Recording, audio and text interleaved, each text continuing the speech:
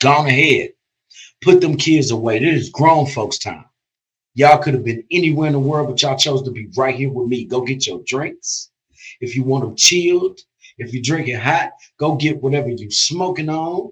You know what I'm saying? We finna kick it in the grown folks corner this evening, man. I love to love, but tonight is about uncomfortable conversations made whole. We talking about something big tonight, baby. Do y'all hear me? So salute to the family. It's only the family, all the love indeed. I wanted to say thank you to each and every one of y'all. Tonight, the topic is the demon of addiction. And I got the family with me. Somebody that's seen these things, lived these things, been through these things, and they don't play about recovery from these things. So if you thought you had a vice that you couldn't get by, I'm here to tell you that's a lie. Ladies and gentlemen, you may have seen her in these streets somewhere around. Might have been cool at one point and she stopped fucking with you. But you know what? She thought the Jermaine Hall Show was a safe space, and I appreciate her for that. She's been nothing but kind to me, showing me love, so that's what I do in return. You know what I'm saying? This evening, we have Miss Melody, very own, joining us. Ladies and gentlemen, Messed it up, everybody. Melody, How y'all doing, y'all? blessings, blessings, blessings, blessings. How you doing, Miss Blessings to Melody, this you. evening? How you feel this evening? I Are you appreciate you well? bringing me on to the show. You appreciate me. I appreciate you. You the guest. Thank you goes to you. You know what I'm saying? So look, It's I my want pleasure. I appreciate that. I appreciate that. I'm humbled and also I am in a new mind frame. Judgment is too far in the atmosphere these days. I don't feel like people spend enough time on themselves to be pointing fingers. You know what I'm saying? If you got time to point the finger, you ain't doing enough work on you. Me, I don't have time to look left and right when I'm going forward. So tonight, I want to thank you for coming to share your story because we're like-minded individuals in this area of wanting others to benefit off of places we've traveled. We know it's a dead end. You know what I'm saying? And you're here courageous enough to tell people your story and how deep it gets, the twists and the turns. And I want to thank you for showing up. There's been a lot going on in the news lately. I don't know if you've seen it, but I don't want to talk about the news because you are the news tonight, Miss Melody. Like I said, the topic is the demon of addiction. So take me back to the beginning, if you will. Tell me about your life Ooh, Lord. and what it looked like before the drugs. Well, I was raised in your typical middle class family. Army brat. Father was Army. Um, Found out some family secrets at a young age. Led me down the road of addiction. Not only drugs, but sex, alcohol, you name it, I was doing it. Um, I would say I probably started around the age of 10 with the whole sex addiction. That stemmed from molestation. Wait. Hold on 1 second, 1 second. Because I don't want to speed by any details, and we're not going to do no talking fast and talking over the crowd's head tonight. Yes, You said indeed. you started experiencing you lost your virginity when? How early? At the age of 10, 10.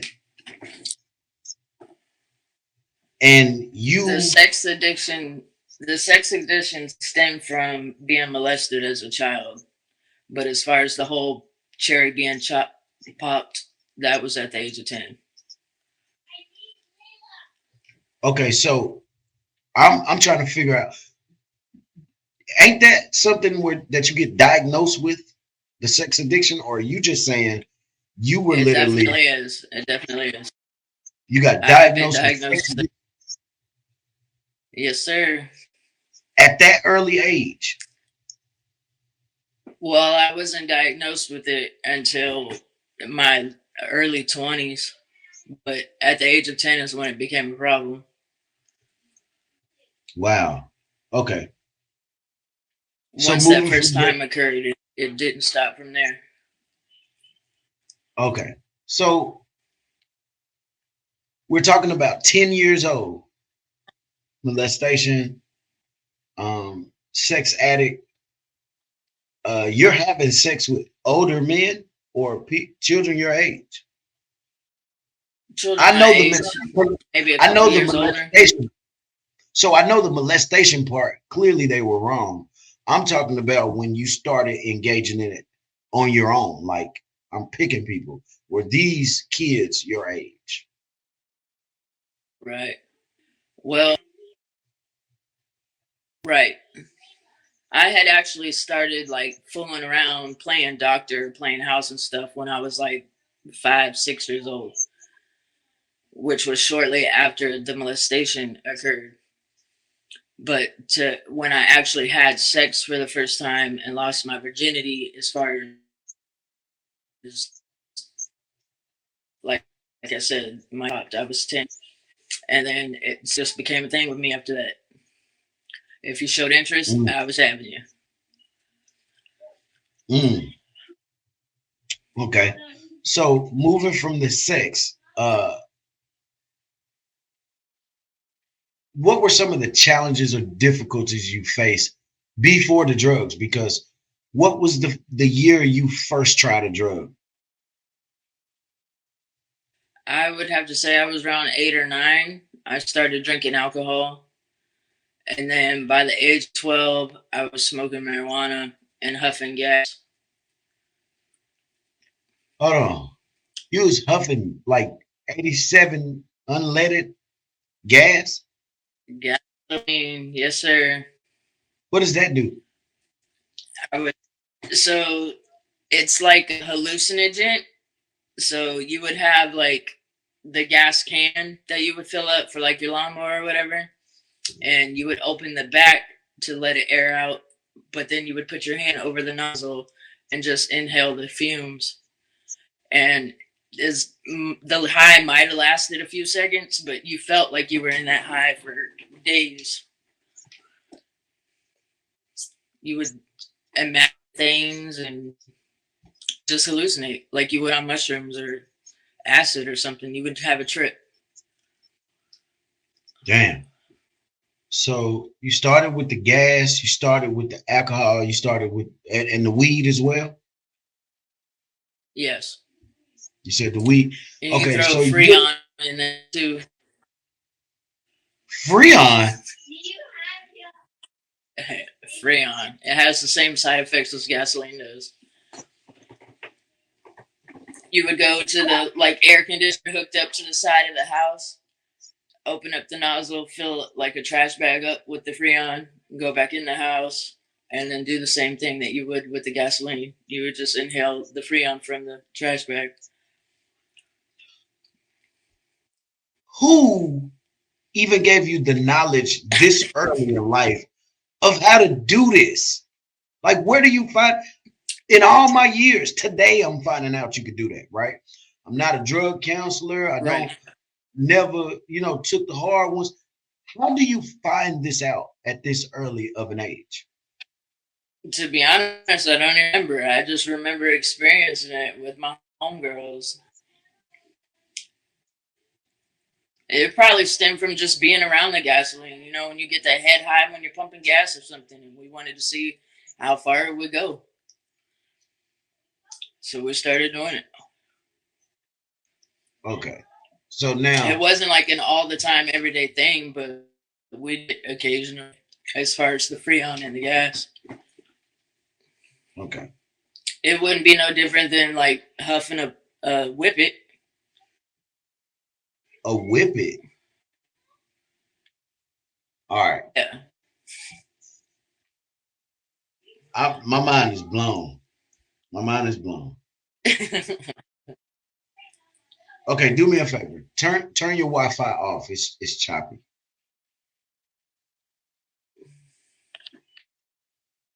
And then we're gonna tap back into this conversation.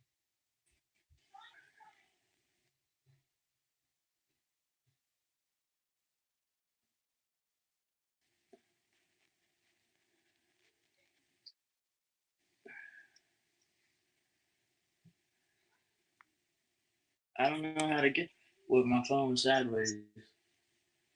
Well, turn it. Do what you got to do. I'm gonna drop you down till you fix it. You fix it. So, ladies and gentlemen, so far, blessings to everybody stepping in here. What we have is a young lady, Miss Melody, who's absolutely showing me nothing but love by coming to tell her story about her demons of addiction. And we are to the point to where she said she started with huffing gas, freon, smoking weed, and drinking alcohol. On top of that, she was molested at the pure and tender age of 10 years old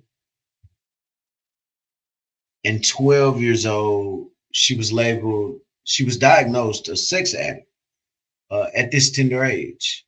Can you hear me, Miss Melody? Are we good now? Can you hear me?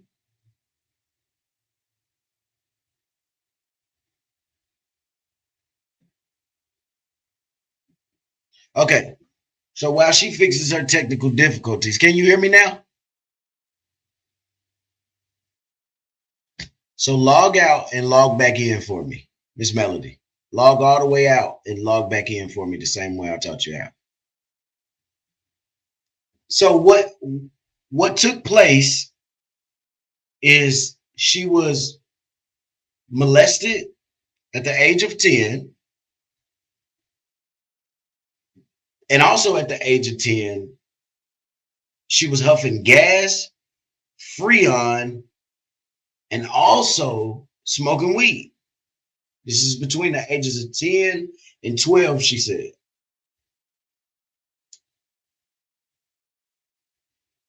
I don't know how you would find that out to even be able to do those drugs at 10 years old, but we was just drinking out of the water faucet. That was like the worst thing we did. Drink out the water faucet. If it was dirty, we just gonna have to fill it in our stomach later. Go take a shit, right?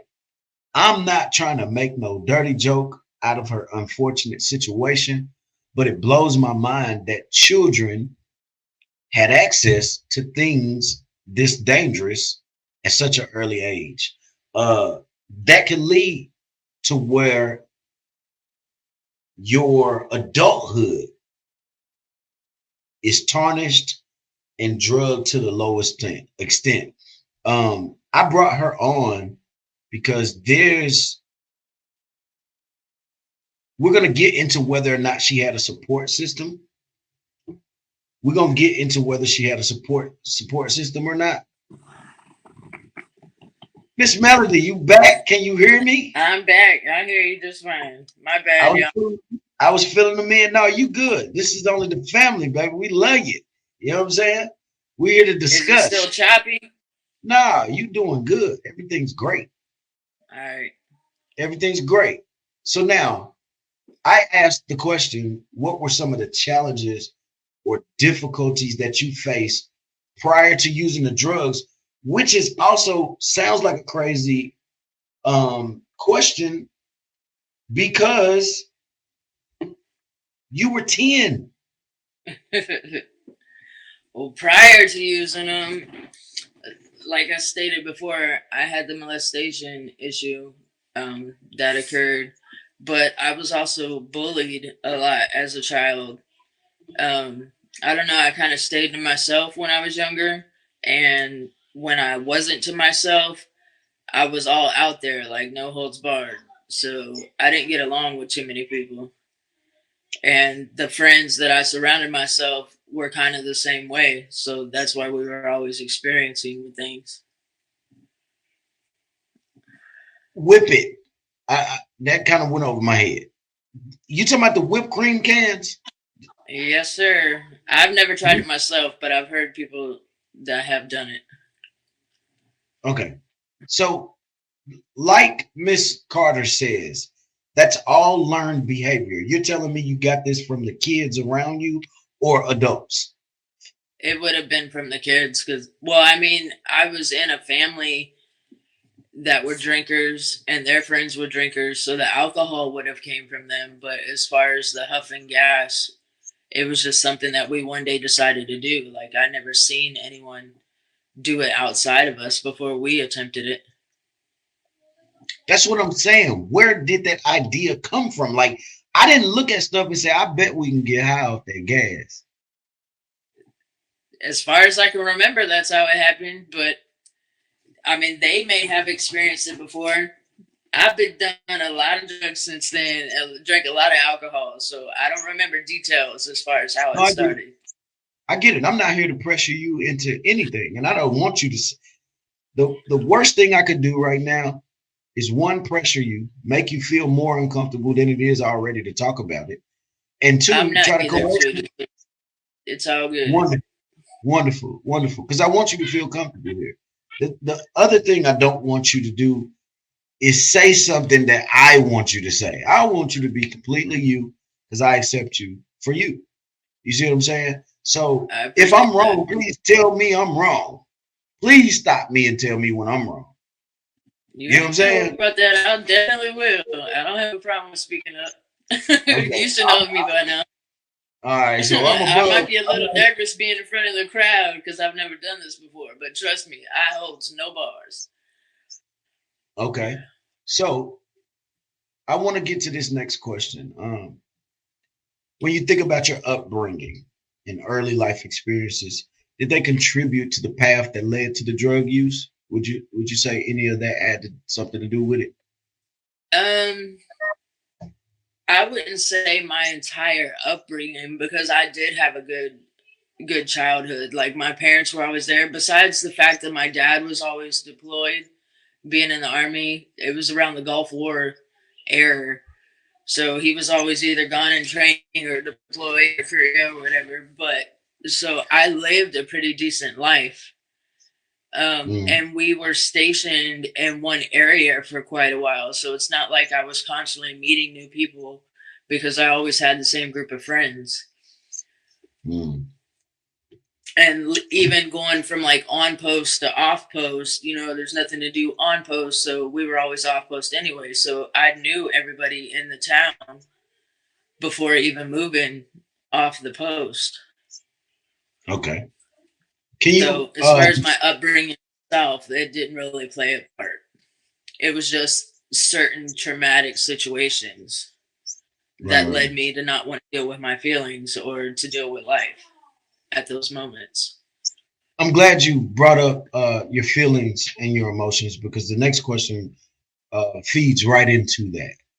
Can you describe the emotions or situations that may have influenced your initial use of the drugs? So moving into how you started, what just made you feel empowered by moving the drugs, or you know how some people attack their vice and say it makes me forget. I don't want to think about nothing.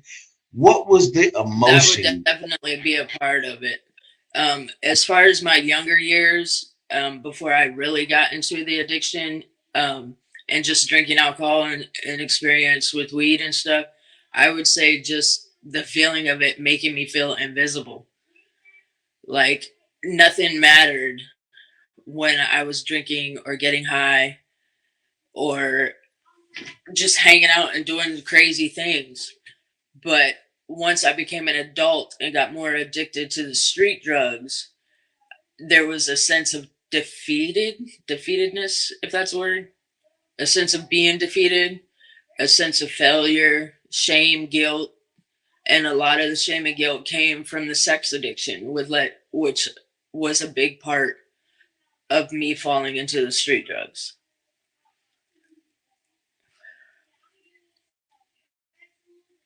The sex addiction has got me because what age are we talking about now that you was full swing out here? Because the molestation age you told me was 10. Who could have possibly The molestation, sorry, I didn't mean to interrupt you, actually happened when I was like 3 or 4. But I lost my virginity, like consensual sex at the age Okay, of so 10. you had consensual sex at what age? At 10. You can't. By law, How can you I can't. not? I By very law, clearly you did can't. it. You can't by law, is what I'm telling you. Not in this state. Legally, you can't, but a woman or a girl and a boy can have sex. That's true. You're saying you didn't feel forced to do it when you were 10. Correct. Correct. Okay. Baby, you were just a Might have been a little baby. peer pressure, but I went into it knowing what I was doing. Was this person much older than you? No, maybe a year. We were in school together. So neither one of y'all was old enough to be doing nothing. We sure wasn't. So that lasted about 30 seconds, but still y'all was out of order. No, he had had plenty of sex before me. A 12-year-old Yeah. or 11-year-old? He was like 11 or 12. Okay. Good Lord. Back in that day, I mean, I don't know what age range you are on, but in my age range back in that day, that was the one thing. Like everybody was hiding under bleachers or in the trees or out in the field, fondling or kissing or something. Maybe not full blown on sex. Well, I take that back because I guarantee they probably were. I've told this story a million times. I started early, right? Most of the guys getting some hanky panky was fingering. They wasn't actually poking. Oral sex, that was very popular. Oral sex, unheard of. A whole lot of making out. I can remember times sitting on the park bench. But my point was, I can remember times being on the park bench. I get it. My thing was, you phrased it, you said he had a lot of sex. So I'm trying to picture a 12-year-old, what lot of sex? And where are your parents? Because what? Here and there, that's where the abandoned apartment come from. That's true too. I get it. All right, so we're gonna move on. Or sneaking out to the cornfield, or having sex with the babysitter when mom and dad's not home. That's yeah. So that is just gonna lead us down a whole nother road that we're not here for. So I wanted to paint the picture of your early days, right? What about the people or your support system? Where were they in the picture while all of these different changes you're going through as an underage child? Where were those people responsible for you, and how did that go? Where was the disconnect? Well, like I stated before, dad was always here and there, being deployed and whatnot. Mom was working all the time to help support the family. And then as far as my distant relatives and stuff, they were out of state. Because of me being a military brat, I didn't grow up around my cousins and aunts and uncles and stuff like that. So even though my parents were living in the home physically, they were never around. So I was basically free, to do as I pleased. And I isolated a lot from my parents and my siblings because of the pain of my child. Okay. So nobody ever intervened and tried to see where the disconnection was coming from you? Because even now today, when you speak to somebody, you can tell something's off when something's off, right? I'm positive I could have told you something was off with you with all of that going on in your adolescence. And let's be clear, this is not me pointing the finger at your loved ones. I don't know them to do that, right? But I'm just wondering, Right. as you got older, did you see a time where you tried to open up to your support system and it just didn't connect? That probably didn't come until maybe my early 20s, my early adulthood. I had actually left town because I joined the military myself. And that's when I was diagnosed with all these mental issues and with the sex addiction and whatnot. And when I reached out to my family, talked to them about what was going on, they realized at that point, like, yo, Melody's really got a problem. So they started showing more support for me then. But I think a lot of it, as far as my parents and them, their lack of support at that time or in my childhood, was because of their guilt and shame as well. Mm.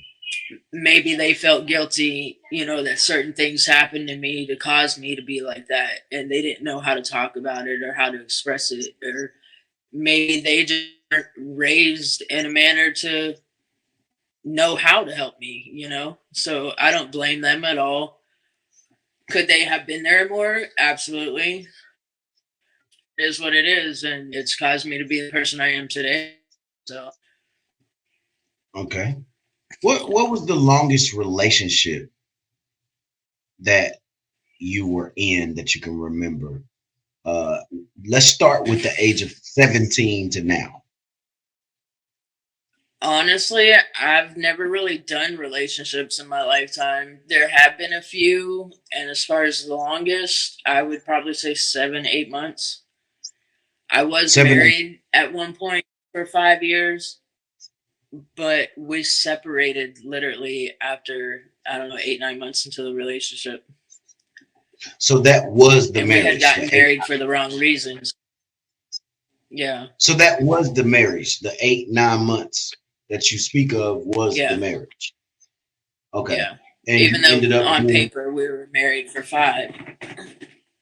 okay. Tell me a little bit about that relationship. And were you still using going into this I marriage? was drinking, but that was it. Just drinking. Um, yeah, we met at a club, uh, downtown Clarksville. We were introduced by a mutual friend of ours someone that I had grown up with that he worked with, introduced us. We started hanging out all the time, just getting to know each other. Um, he had was seeing other people at the time, even though I was all involved or focused on him. And then he came at me one day wanting to get married because I wanted to join the military, but they had lied to me and said either I had to give custody of my son up, because I was already a single parent by this time. Either I had to give custody of my son up or I had to be married. And he was an illegal immigrant from Peru. So we kind of got married to help each other.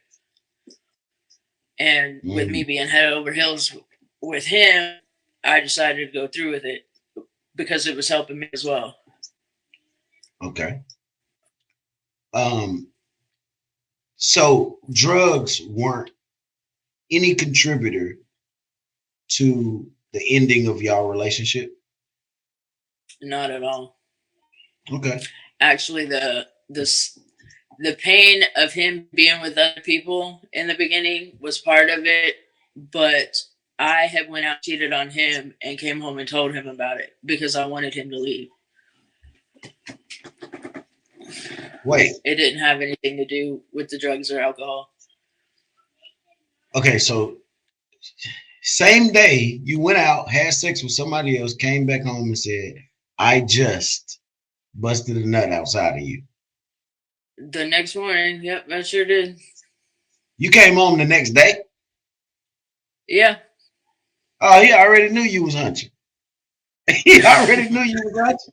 Well, you leave one night and come back the next day, it ain't nothing you can tell me unless you end up in jail somewhere that I can Even pinpoint. after that, though, he still didn't want to leave. Oh, He wanted to okay. work on our marriage, but I was too broken, so.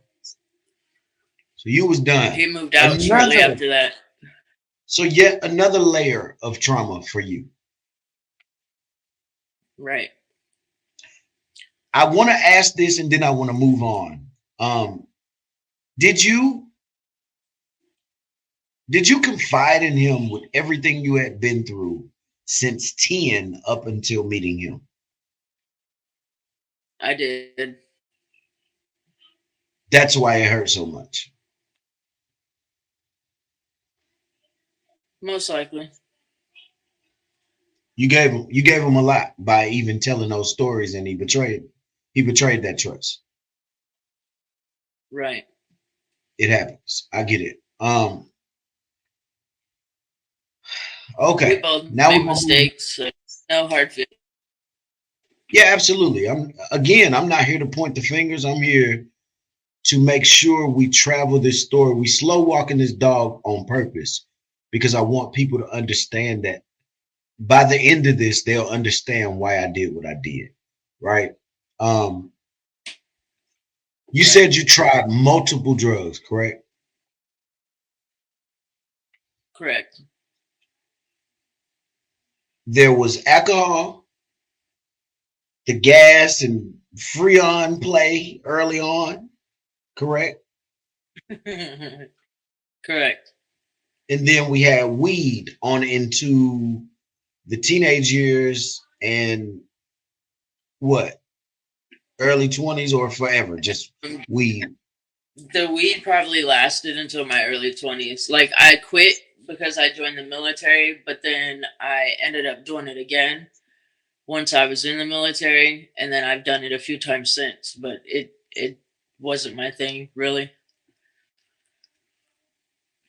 Mm, After the weed came cocaine that I had tried a couple of times over the years on some social hanging out party type stuff. mm. Okay. So I asked that question for a reason. You said that you tried multiple drugs. We gave the drugs that you got attached to, but I wanted to know most people have their drug of choice. Like I There have. was more. Oh, there was more. What were the other drugs prior to your drug of choice? So we already got alcohol out the way. We started with that. We got the weed. We got the gas that you have. We got the crazy ass Freon. I still don't know how to put that in a category, but you did, right? What else did Right. you try? So there was the cocaine, just powder form, sniffing it. Then Tell me, tell it me became about the. laced blunts. Whoa, wait. Tell me about the cocaine era. It was introduced to you what, a party? Because that's what most people say. I was at a party, somebody Yeah, had it. at a party one time.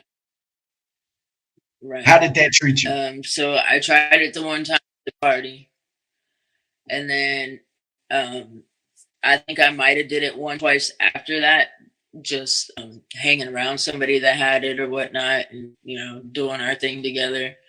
But then in 2017, actually, I fell into a deep depression, and I had remembered what the cocaine had did for me those few times that I had done it over the years. So I turned to that to get out of the to get a job, to get me my own place, get me a car, and it worked for a while, but it obviously got out of hand, and the cocaine turned to smoking crack. Well, no, it turned to laced blunts, then it turned to smoking crack. Then I tried heroin a few times. I did shrooms, acid, and then eventually I got the meth train Okay, so you went from cocaine to what after that?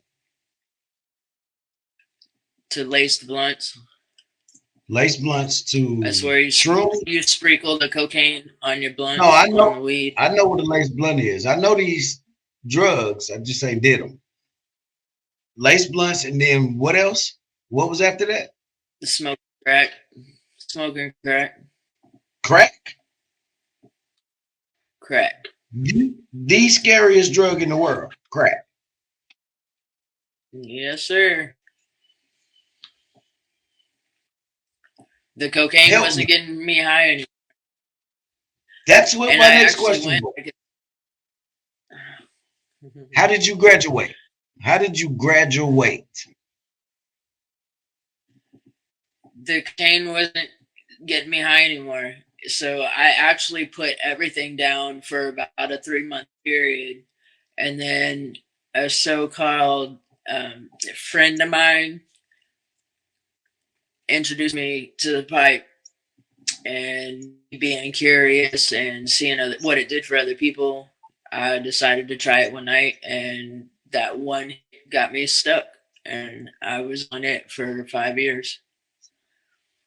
When we say this person got you stuck on the drug, was this a sexual partner or just a hangout friend? Um, Or Actually both? started out as somebody that I met in church, Okay, it and met you. then Wait, he wait, wait, wait, started. wait, We wait. would do Bible Stop. studies and stuff Is somebody you met where? at the church.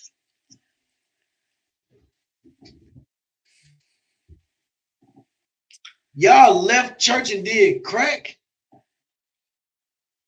No, it didn't happen like. I originally met him in church, and then we would do Bible studies together, and then he started feeling a little more comfortable around me and started drinking wine.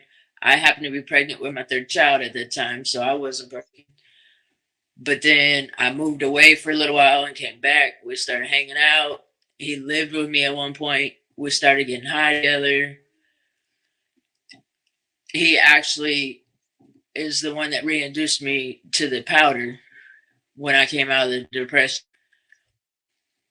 And then like I said, the powder wasn't getting me high anymore, so I put that down for about 3 months. And then he called me one day, and he was like, "Hey, I got something for us to smoke. Why don't you come see me for?" And me thinking he had a lace blunt or something, I went over there because I had just lost my job and was going through a tough time. And I get there, and lo and behold, he had a crack pipe. That didn't scare So you at I hit all. it one Why? time, and I was like, um, I guess because my personality, and I didn't really think that it was going to have that much of a stronghold on me. So because of all the drugs you tried prior to this, you was like, I done been the highest I ever been. This can't be that bad. Right. So you were And I courageous had for it. been around people, I had been around people that smoked it. Like when I lived up in Pennsylvania, I had a whole boyfriend that was a crackhead. And I wondered, like, what is it about that has them acting the way that they do? Like, surely it wouldn't make me like that because I don't really have an addictive behavior. I can do one twice, and it's my It- process so so hold on one second. It's the wanting to get away from life. so your internet is choppy again, and I don't know if I need to get you back on your Wi-Fi or not. But I want you to say everything you just said again. Starting from where? I asked how you weren't afraid to try this. You were just courageous enough to say, hey, look, and you talked about the behaviors of others that you've seen on it. Right. I just see how they act. Like, I had one person that I would be around that would do it, and they would literally like melt in their seat and have like, for lack of a better word, an instant orgasm. And I was curious as to what it was about that made them. And in the past, prior to the crack, I never really had an addictive behavior. Like, I could do something one twice and put it down and not think twice about it. Mm. So I tried it, and lo and behold, I was like, wow, that's what I've been missing all this time. And it went downhill from that. Like, I had to have it every chance that I could get. But that So stems back to the sex addiction because the crack gives you what you get from sex. no, it don't. To some people, it does. That instant head to Oh, you're toe saying body heat, as far as the effects. you're talking about what it feeds the brain. The brain thinks it's having the best sex of his life, but it's actually What crack the in the whole body. body feels. Like Okay. literally my whole body would warm up. Like, have you ever had an MRI where they put that stuff in your IV that makes your whole body heat up, feel like you peed yourself? That's what crack did for me every time I hit it. Okay. So crack was the one drug that you was like, oh, this the one. Yes. And Miss Steph said it the best. I've heard other smokers say it's better than sex. So for you, was that the same thing? Or did you still desire sex? Wow. Because I would have to agree with Miss Carter. Steph said it. It was better because of, even though I was a sex addict, this don't make sense to most people. I didn't get any pleasure out of it. Like, I didn't orgasm from intercourse or playing around or head or getting fingered because of the molestation. It did something to my body where I physically don't feel pleasure from sex. So to get that feeling from a drug, it was a whole nother ballgame.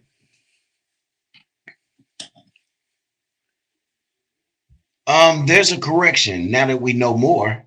It did something to your mind because your body responds to what your mind tells it, right? Absolutely. So naturally, that trauma definitely Right. blocked off being pleasured sexually. You know what I'm saying? It takes to rebuild the mind in order to regain sexual stimulation. Um, we Right. know people that honestly say they've been with people 2 years and now they can't get hard no more. Or the girls say, I'm not wet when I deal with him, but I love him. Yeah, I'm just not into him no more. We It's a hear mental thing. it's always a mental thing because it starts here, then it goes down, right? So if I can't, uh, I heard a pimp say this when I was 16 or 15. If you get her mind, you can get her body. I didn't know what the fuck that meant back Right. then. You know what I'm saying? I'm gonna be honest and tell you. I didn't know what the fuck that meant back then because I didn't even know how to navigate a woman's body back then. Right? So I'm thinking, damn, I gotta read some Right. books to her. What the fuck I gotta do to stimulate her mind? Her mind? Like I talk to them. I know why girls like me, they think I'm cute. I can sing and I know how to talk to one and I can be respectful. I thought that was just the dynamics of navigating a woman, but really what I was doing was attaching our minds first, and then she was able to be comfortable Right. giving me her body, right? So when you say you detached completely after the molestation, I get it. I get it. 100% because they took the Yeah. part, I had the learned power. later on through counseling. I had learned later on through counseling and therapy and stuff that I wasn't getting the pleasure because I had a mental block. Mhm. Yeah. So now I'm gonna move on to the next question. Oh Lord. So what happened along the way that made you want to go another way with drugs? Like crack, I guess you kind of answered that with he just had a crack pipe and you was intrigued, like, yeah, let's try it. Let's try it. Is that the whole story of I just tried it? It wasn't nobody forcing it on me. It wasn't no peer pressure. I just thought did you look at it like a challenge? You can say I'm pretty adventurous, so I'm the type of person I'll try anything once. As long as it's not something, well, I can't really say as long as it's something that's not going to kill me because You can die from drugs, but at the same Ah, but time, I just wanted to see what it was like. Like you I just was had. curious as to what I was missing out on. Okay, I get And it. like I said, I was going through some things at the time mentally. You know, I had just lost my job. I was feeling that whole heated thing that got me on the drugs to begin with again. Mm. So it was just a way out of my mind. It was a way to forget about what was going on at that time in my life. Walk me through the process of the family, like your loss. What did you go through in loss? And when you lost everything, because I actually remember you telling me you lost everything. Was that just once that you lost everything? That was 3 times. Like You lost, I you lost everything I on went drugs. No, on drugs. Did you lose everything three times? twice Twice? on drugs twice. The Okay. first time is what set me into Hold, the depression that hold started on. the cocaine use. Hold on, love. Hold on. So what I want you to do, real quick, because we have an audience watching and we want it to be a good broadcast, I want you to log back out, turn your internet back on, and log back in one Okay. more time. I want it All to be right. good. All right. Ladies and gentlemen, so what's happening right now is we're discussing Miss Melody's dysfunction, so to speak. It's absolutely dysfunction. She comes from a childhood of molestation. She comes from a childhood of trying multiple, if not many, drugs. And she also comes from um, trying to function in a relationship that failed, that rendered her nothing but trauma. And also, she is reporting that she disconnected, much like our life's process, disconnected in order to try to reconnect to something which happened to be the drug. The drug of choice was crack. It happened to be crack that stimulated her in a way that she can't remember anything else stimulating her. So now the question is, when you lost everything, you said twice on drugs? Yes. Walk me So through that process. What it looked like. once I got onto the powder to come out of the addiction, I did everything that I set out to do. I got the job, I got the house, I got the car, then I got a bigger house, and then I lost everything because my addiction took control over me. Like, I lost my job. I was even on Section 8, which makes it even worse because I couldn't even pay my small portion of rent due to the drugs. Like, if my eyes was open, I was snorting something up my nose, which is just the reality of it. So, um, at that point, ended up back at the family's house with the kids. They were experiencing with addiction. I had had enough at that point, so I quit for 3 months. And then that's where the crack came in. You quit Got my the house again. cocaine. You I quit the quit the powder. powder, yes. I apologize. I didn't mean to cut you off. I apologize. So you You're quit fine. the powder cocaine and you Right. moved to the crack because it had been 3 months since you used anything. Yeah. When I quit the powder, I was clean for 3 months. I was working, I was saving up for a deposit and stuff. And then I hit the crack pipe, and I still, at that point, was able to move forward. And I got the new place, got another car, and then the addiction of the crack started, Okay. So upon which caused arrival, me about 8 months after the addiction to crack started is when I lost everything again. Like to a point where I had to move out of the house, everything went into storage, and then I couldn't pay storage. So I lost all my belongings on that. Is this the point where you had to move back in with your parents? For the third time, yes. Okay. And in moving back in with your parents, how did that go? Well, it didn't stop my addiction. I knew not to bring it around the house as my parents themselves, but it got to a point where DCS was called, false allegations was made. I got removed from the house again, which caused me to be homeless, and I ended up being homeless on the streets for 3 years. Crack addiction, um, messing with heroin once in a while, doing pills here and there, and then I experienced with meth, and then I was doing meth and crack at the same time. I'd probably say for about 7, 8 months, You I was was either doing doing meth. one or the other, or I'm sorry. You was doing yes, meth and heroin like in the same night? no, not heroin, meth and crack. You was doing meth and crack in the same night? Yeah, at the moment, like I'd hit pipe and then I'd be smoking the meth pipe or snorting it, but I didn't never feel like I would get the high from the meth, but I wouldn't feel anything physically because I was so high off of the crack. Then I Okay. went shooting it up with needles. Okay, I have a question from the audience.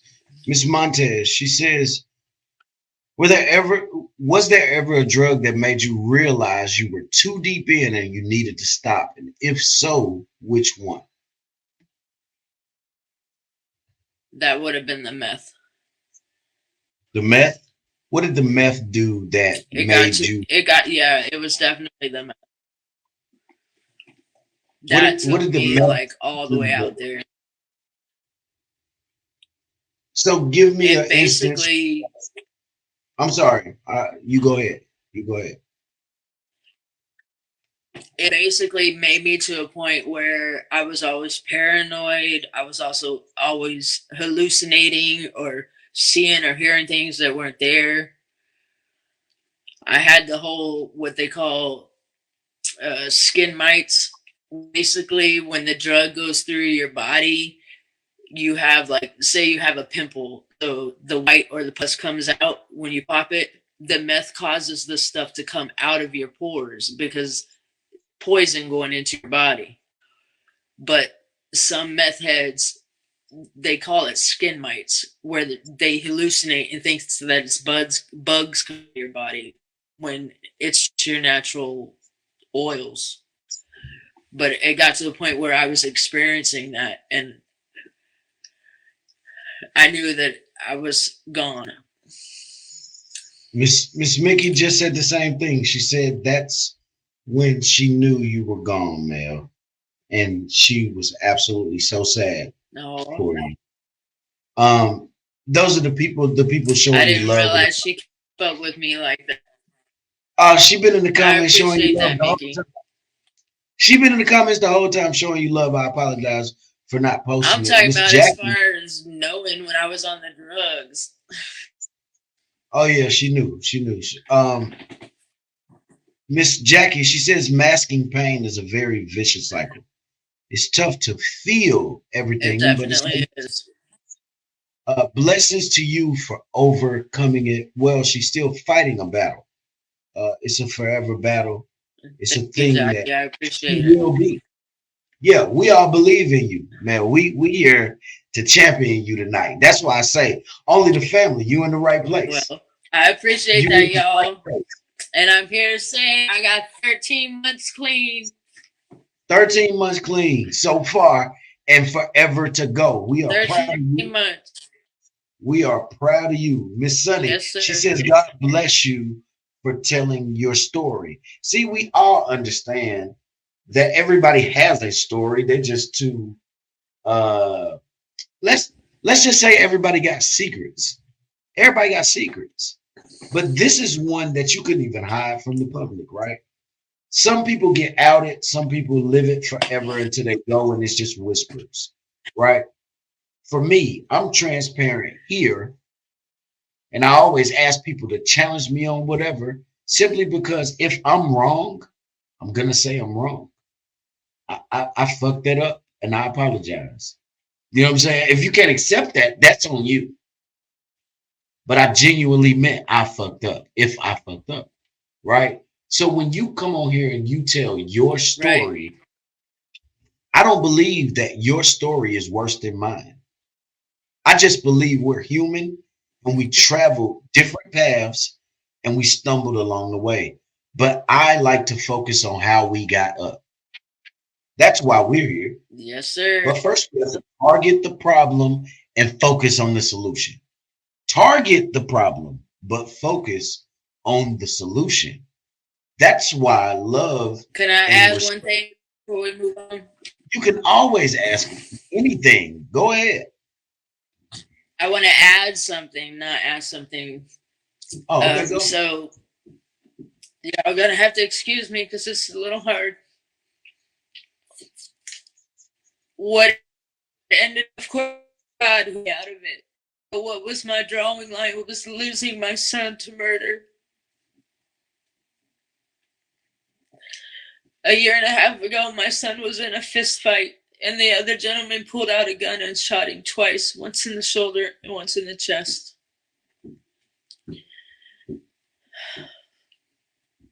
And as much as it hurts to know that he's gone and his life had to be taken, he got what he wanted because all he wanted was his mom to be good again and for his family to get back together.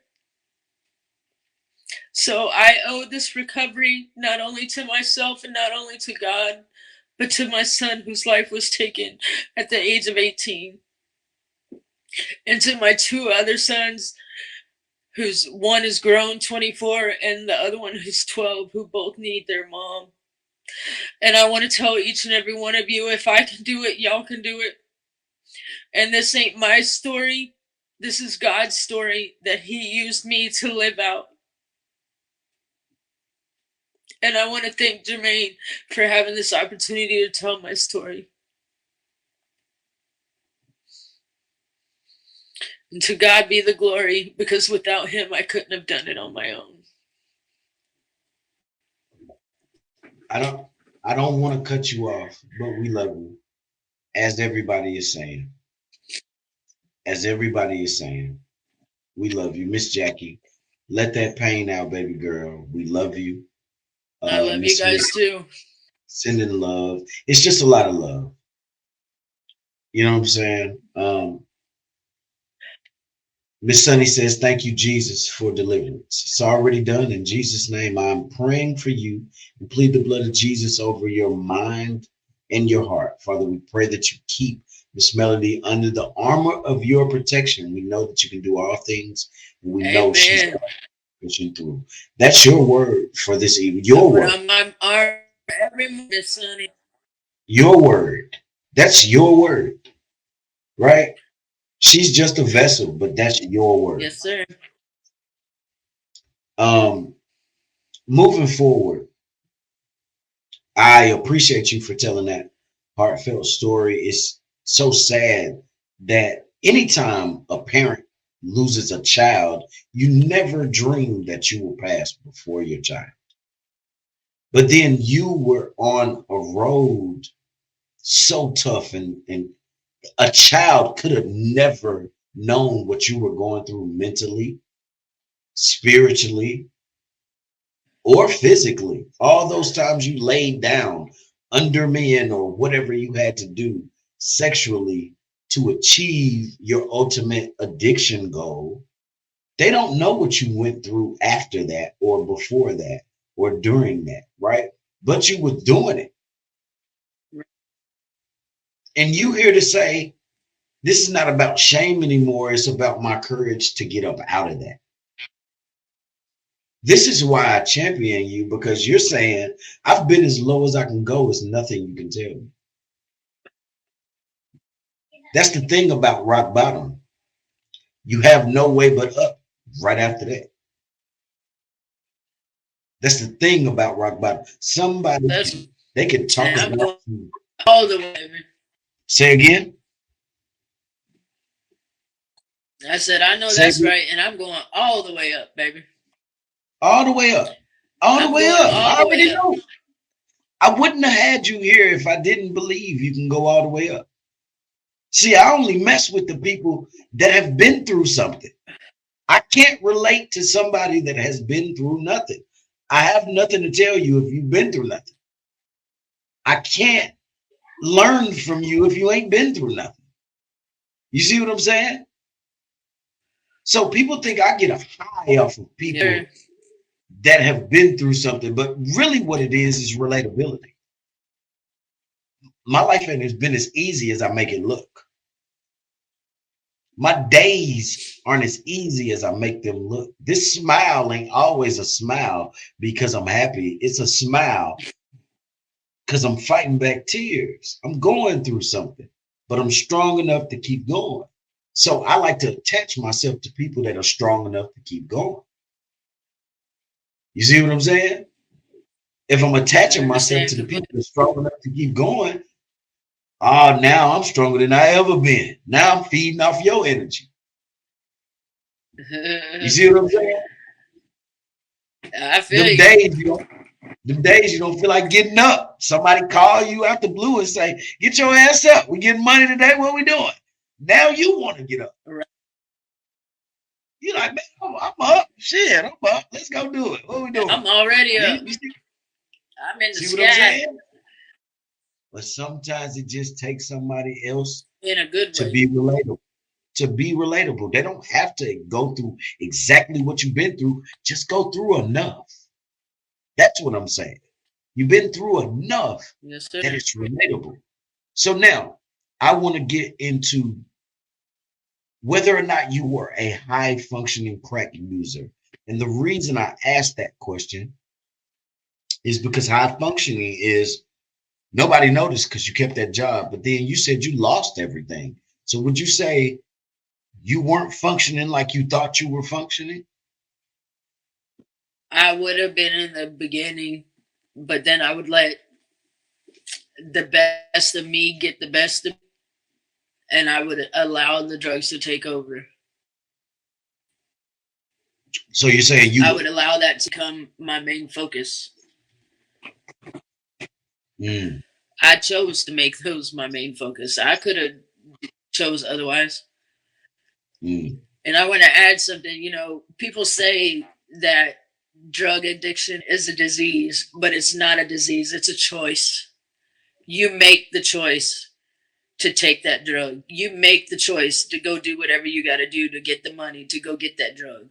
You choose to not deal with those emotions or that pain that you're running from. In my eyes, addiction is not a disease. Like I said, it's a choice. And you have the choice to keep chasing that drug and go down a one-way path to hell, or you have the choice to put those drugs down and make something of your life, whether it be for God, for yourself, or for your children. You have the choice ultimately. So what are you going to choose? I choose to live. That's what I wanted to hear. Your future choice is to live and to be better than you were yesterday. I consistently say it. You're stronger than you absolutely feel. I know that sometimes our feelings tell us otherwise. But the reason I know you're stronger than you feel is because you're here to tell the story about it. You're still living. That means opportunity exists. Opportunity still exists because you're still talking about it. You would be dead Yes, and sir. gone or quit. You would have quit on yourself a long time ago if you weren't living, but you're still here. So that's opportunity, right? So now, Miss Montez, she says, as a child of two drug addict parents, do it for your children. They need you. I needed my mom, and she stopped for us because she knew we needed her. Although my mom passed in 2021, my mom made 23 years clean. She is always and will be my hero for saving herself and saving us. Your kids need you, Miss Mel. That's from Miss I Montez. applaud you more. Thank you, Miss Montez, for that. Yes, Miss thank you so much. Miss Mickey says we all learn from each other. Someone may be going through the same thing, and hearing this is helpful. So there, it's all love in the comments. And I told That's you all your I story. asked to be.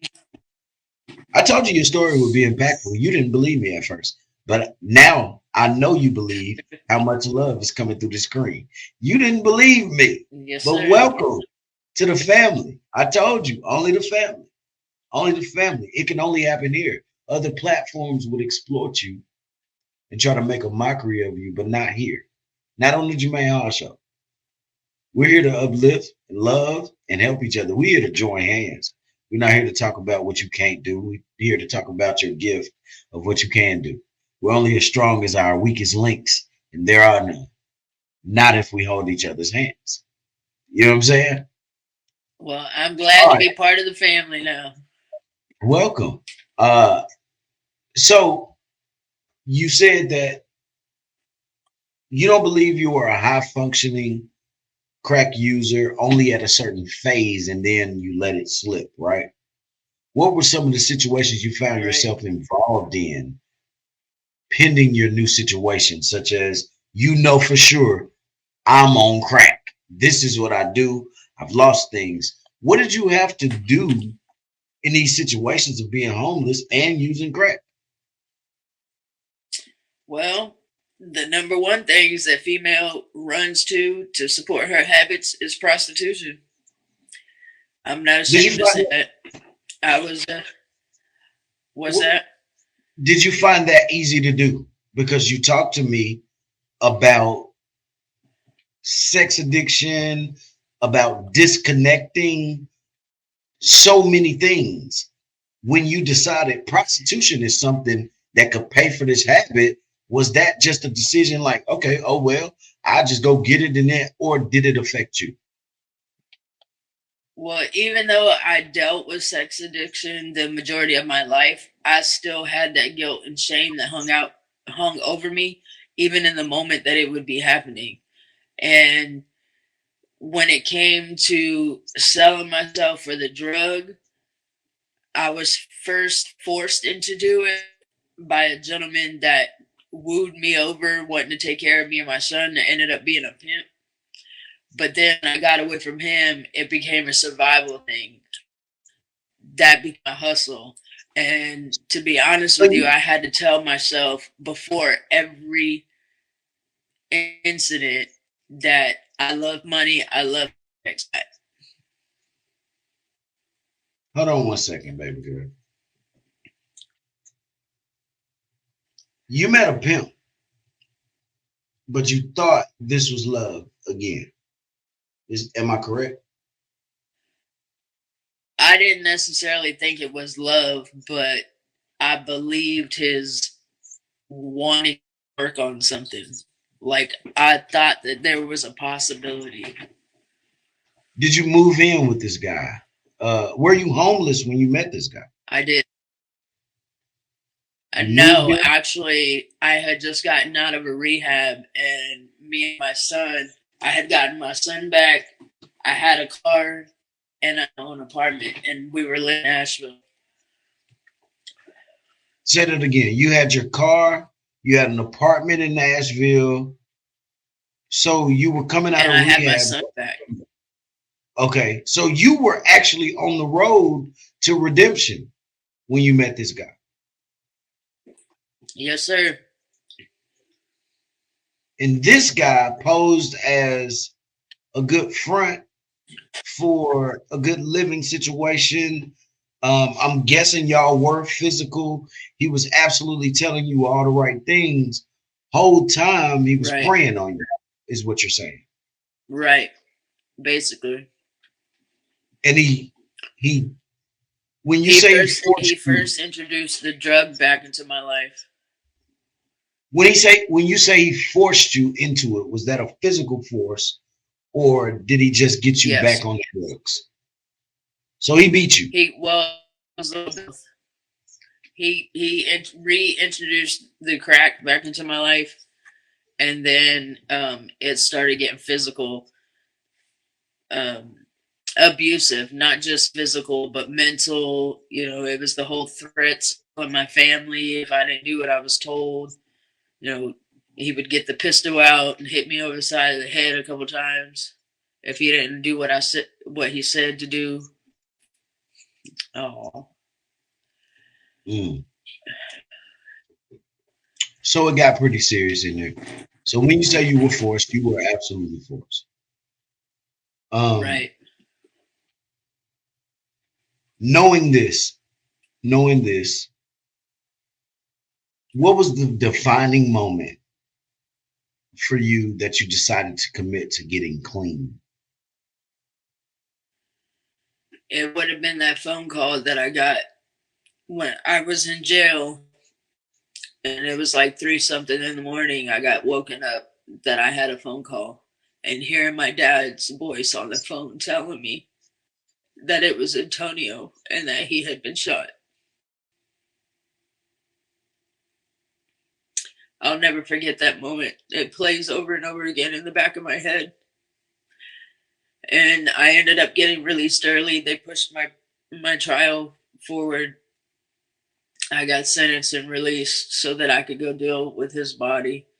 And I still got high for a few months after that, dealing with his death. But then I came to and realized that it wasn't worth it anymore, and that I deserved better, and my kids deserved better, and my family deserved to have the melody back that they knew.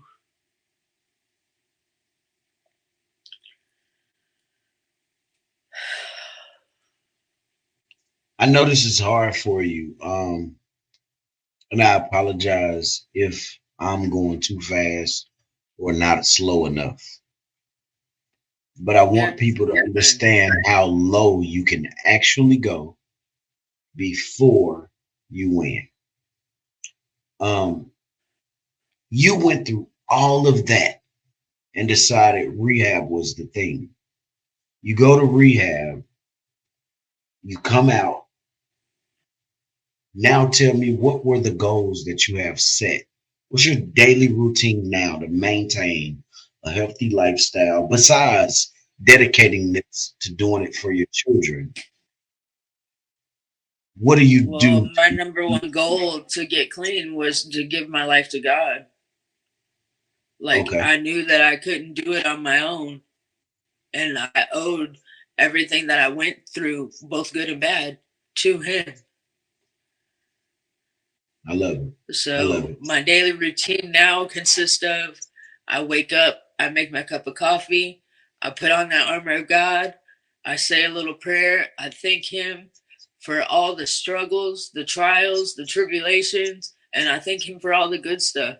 And I ask him to continuously guide my steps and to reveal his will for my life so that I don't go back down that road and I don't It's, fall back into addiction, because I know that if Melody makes the decisions, it's be the wrong ones, because I'm not perfect.